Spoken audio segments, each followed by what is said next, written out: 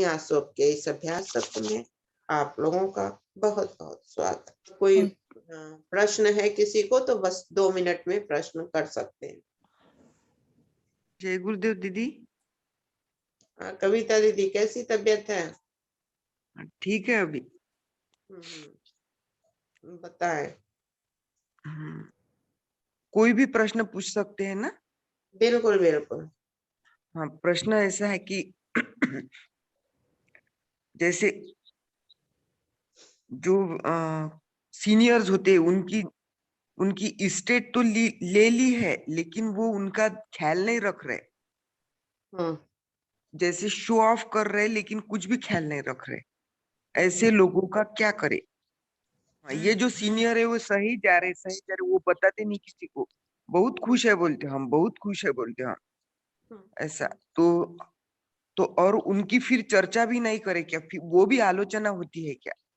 बिल्कुल। हम अगर उनका कुछ सब्जेक्ट डिस्कशन के लिए ले रहे, कुछ अपने मन को खटक रही है बात, तो वो भी आलोचना होगी क्या? हाँ बिल्कुल आलोचना होगी, क्योंकि अगर दोनों ही व्यक्ति, जो बुजुर्ग है वो भी और जिन्होंने रखा है वो भी, दोनों अगर अपने स्तर से संतुष्टि दिखा रहे हैं तो हमें असंतुष्ट होने का कोई कारण नहीं है। निश्चित तौर पे हम देख रहे हैं कि वहां कुछ हलचल है, सही नहीं है, बावजूद इसके कदम तो उसी को उठाना पड़ता है जो झेल रहा होता है। और अगर जो झेलने वाले लोग हैं वह उस परिस्थिति में संतुष्ट है तो हमें और आपको अपने अंदर असंतुष्टि लाने का कोई अधिकार नहीं है। निरर्थक बातों में उलझने का हमें कोई अधिकार नहीं है। हमारी जिंदगी में और भी सैकड़ों काम हैं, वह करिए। और नहीं, अगर कोई ऐसे बुजुर्ग हैं जिन बुजुर्गों को देखकर आपको लगता है कि ऐसा, तो आप ले आकर आप अपनी जिम्मेदारी निभाइए। आप सक्षम हैं, आपको उनको करना है तो आप लाकर निभाइए। किसी ने जिम्मेदारी ले ली और नहीं निभा रहा है या निभा रहा है, फिर आपको उसकी तरफ देखने की कोई जरूरत नहीं है, जब तक कि वह बुजुर्ग लोग अपनी बात ना कहें, अपनी ओर से उनकी शिकायत ना करें, अपनी ओर से उनके बारे में कुछ ना कहें। क्योंकि हो सकता है दोनों में उसी प्रकार से अपने रहने का एडजस्टमेंट हो चुका है, दोनों उसी प्रकार से रहने के लिए एक बाउंडिंग उनके बीच हो गया है, जो आपको लगता है बाहर से कि गड़बड़ है, लेकिन उनके बीच की वही बाउंडिंग अच्छी होगी। एक बाउंडिंग अलग तरह का होता है। जब हम एक साथ रहने लगते हैं तो एक दूसरे की कमियों को, एक दूसरे की अच्छाइयों को, एक दूसरे की चीजों को हम संभालने लगते हैं और वहां पर वह भाव हो जाता है। तो बाहर वाले को देखकर हो सकता है, एक्सपेक्टेशन है, मान लीजिए कि किसी ने जिम्मेदारी ली है और आपको भी जिम्मेदारी लेनी थी, लेकिन उन्होंने जिम्मेदारी ले ली और वो कुछ कर रहे हैं और हमारे मन में गिल्टी फीलिंग आ रहा है, तो हमें लग रहा है कि वो कुछ ऐसा कर रहे हैं ना वैसा कर रहे हैं। तो दो ही उपाय है, या तो आपके ऊपर जिम्मेदारी ले सकते हैं तो आप ले आके बेस्ट कीजिए, और मान आप एकदम 100% लिख लीजिए कोर्ट के कागज पर कि आलोचना आपकी भी हो, क्योंकि ऐसा कोई संबंध ही नहीं है जिसमें उतने एक्सपेक्टेशन के साथ संपूर्णता में सब चीज हो। पति पत्नी के बीच, बच्चे माँ के बीच कहीं भी नहीं होता है।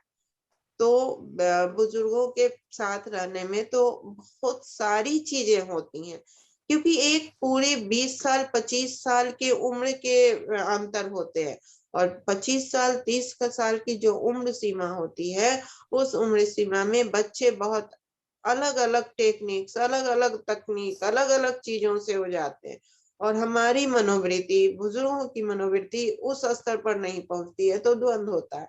और अगर वो एडजस्ट कर लिया उनसे तो फिर दिक्कत नहीं होती।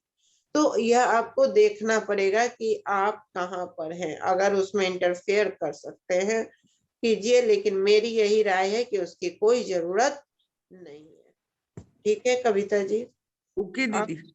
आप मौज कीजिए, न्यासियों का सेंटर खोलिए, ध्यान दीजिए। अब तो दिन भर दिव्य क्षमा प्रकट हो, रोग शोक नष्ट हो बोलना है अभी। हाँ बस उतना करना है, उस कोई टेंशन लेने की जरूरत नहीं है, बहुत अच्छे से वो रहते हैं। आप न्यास योगी हैं, आप भारतीय धर्म के साधक हैं, आप जानते हैं कि हमारी ऊर्जा बहुत बहुत बहुत प्रबल है, तो आप क्या करें, जिनके साथ भी समस्या है उनको, बुजुर्ग को, और जो बुजुर्गों की जिम्मेदारी लिए हैं उनको, उन दोनों का नाम एक पेपर पर लिख लें और आत्मा सिंबल बनाएं, दिव्य प्रेम का जप करें कि इन लोगों के बीच उच्चतम प्रेम की अवस्था उत्पन्न हो गई है और अच्छे से इनकी देखभाल हो रही है, और अपनी ओर से चिकित्सा करें, अपनी ओर से आप उनके लिए गायत्री मंत्र के जप कर दे, बस, और हो गया। उसके बाद आनंद से रहे, उन लोग आनंद से है तभी शिकायत नहीं करें, वो जैसे भी है उसमें वो चाहते हैं कि कोई इंटरफेयर ना करे और हमारे संबंधों को सहजता में ले, तो आप सहजता में लीजिए, ठीक है। तो बहुत सुंदर प्रश्न। ये सब मैं क्यों बोल रही हूँ पता है, मेरे अपने अनुभव। मेरे पिताजी जब उनको स्मरण शक्ति थोड़ी घट गई थी, तो मैं वहां पे भाई भाभी के पास थोड़ी समस्या हो रही थी, तो उनको मैं अपने पास ले आई थी। 1 साल तक वो मेरे साथ रहते थे, और उस दौर में मैंने देखा कि अरे वहां उनकी सबसे अच्छी व्यवस्था थी, बहुत अच्छा सब कुछ था, लेकिन उनके मन का जो भूल जाने वाली प्रक्रिया थी, उसके कारण वो खाना जो खाते थे आधे घंटे बाद वो भूल जाते थे, और जितने लोग आते थे सबको वो कहते थे मुझे खाना मिला ही नहीं। तो वहां भी वो रहते थे तो ये बोलते थे, तो हम बेटियों को लगता था बाबूजी को खाना नहीं मिलता है, बाबूजी बड़ी परेशानी में है। तो भाई बाबूजी को हम लोग ले आए। अब बाबूजी को ले आए तो बाबूजी अब यहाँ भी कह रहे हैं कि खाना नहीं मिल रहा है, दिमाग समझ गया, हम तो इतना खाना दे रहे हैं। तो ऐसे होता है कि जब साथ रहने लगते हैं तो पता चलता है कि उनकी फिजिकल मेंटल प्रॉब्लम अलग हो गई है, थोड़ी उम्र के कारण, बचपना थोड़ी उम्र के कारण आ गया है, तो ये सारी चीजें होती हैं। इसलिए सभी को एकदम आनंद और प्रेम में देखना है। मैं एक अपना भी घटना बता सकती हूँ। हाँ बिल्कुल बिल्कुल, बताएं। हाँ, मेरे साथ मेरी सास रहती थी। तो एक बार क्या हुआ कि 7 महीने तक वो रही, और उनको कुछ ऐसी बीमारी थी, मतलब स्टेरॉइड लेती थी, उसके कारण उनको ट्यूबरकुलोसिस हो गई थी। तो हम उनका विशेष ध्यान रखते थे, इसलिए हमारे ससुर ने, पिताजी ने हमारे पास उनको छोड़ दिया था कि तुम बड़े मुन्ना के पास रहो। तो वो 7 महीने हो गए, तो अचानक मैंने एक दिन देखा कि वो रात को दरवाजा खोल के बाहर खड़ी है। मैंने कहा क्या हुआ, मैं अचानक उठी तो मैंने कहा क्या हुआ माता जी? तो बोली उषा मुझे नींद नहीं आ रही है। तो फिर मैं उन्हें लेके आई, फिर मैंने उन्हें सुलाया। बाद में मुझे बोली कि मुझे ये लगता है कि तेरे पिताजी ने मुझे छोड़ दिया है, मुझे लेने नहीं आ रहा है, इतने दिन हो गए। मतलब उनके मन में इतना सब कुछ होते हुए भी एक ऐसी भावना बैठ गई कि इतने दिन मुझे क्यों छोड़ दिया है। फिर हमने उनको कम्युनिकेट किया, चिट्ठी, उस समय फोन भी लग गए थे, कि हमने कहा आप एक बार आ जाइए, वो ठीक है, लेकिन उनके अंदर की ये भावना हम दूर नहीं कर पा रहे हैं, आप आके और ये आप एक बार आ जाइए, और फिर चाहे वो आप ले जाएं चाहे नहीं ले जाएं, या ठीक है। तो उनके अंदर की वो भावना हम चाहते हुए भी दूर नहीं कर सकते थे। फिर पिताजी आए, उन्होंने उनको समझाया वो प्यार से। उन्होंने कहा तुम बताओ यहाँ रहना चाहती हो कि वहाँ? फिर बोली नहीं, मैं यहीं पे रहना चाहती हूँ, मेरे मन में आ गया था कि तुम मुझे छोड़ रहे हो, इसलिए तुम न चिट्ठी लिखते हो न तुम आते हो। बोले मैं निश्चिंत था, इसलिए मैं नहीं आ रहा था कि तुम सेफ जगह में हो, तुम्हारा बेटा डॉक्टर है, तुम वहां पे सुरक्षित हो, तुम्हारी बीमारी ऐसी है। तो कभी कभी ऐसा हो जाता है कि आप उनके मनोविज्ञान को समझ नहीं पाते। कम्युनिकेशन बहुत जरूरी है ऐसे में, कि हमने उनसे उनके मन की बात जाननी चाहिए। तो उनके उनके अंदर की बात निकली, और जो समस्या थी उसका समाधान हो गया। दुनिया देखती तो दुनिया में लोग बोलता देखो, एक को माँ ने बांट लिया, एक को पिता ने बांट लिया। दुनिया माता पिता के बटे हुए रूप को देख रहा है, वह नहीं देख रहा है कि इनकी अपनी अंडरस्टैंडिंग है कि क्यों माँ वहां रह रही है, क्यों पापा वहां रह रहे हैं, क्यों अलग अलग हो रहा है।